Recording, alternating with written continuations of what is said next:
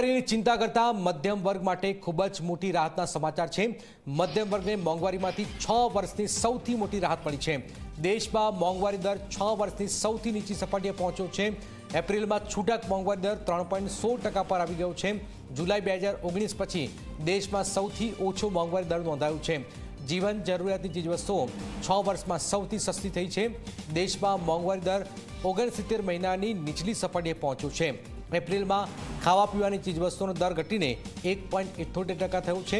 એપ્રિલમાં ગ્રામીણ મોંઘવારી દર 3.25થી ઘટીને 2.92% થયો છે। શહેરમાં મોંઘવારી દર 3.25થી ઘટીને 2.92% થઈ ગયું છે। અનાજ, દૂધ, ખાદ્ય તેલ, ફળો, શાકભાજીના ભાવ પણ ઘટ્યા છે। દાળ, મસાલા, સોફ્ટ ડ્રિંક, કપડાં, જૂતાના ભાવ પણ ઘટ્યા છે। સરકારે કહ્યું કે છેલ્લા 6 વર્ષમાં હાલ સૌથી ઓછી આ મોંઘવારી છે।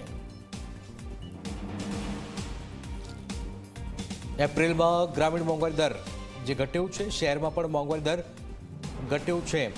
દાળ, મસાલા, સોફ્ટ ડ્રિંક, કપડાં, જૂતાના ભાવમાં ઘટાડો જોવા મળી રહ્યો છે। અનાજ, દૂધ, ખાદ્ય તેલ, ફળો અને શાકભાજીના ભાવમાં પણ ઘટાડો જોવામાં આવી રહ્યો છે।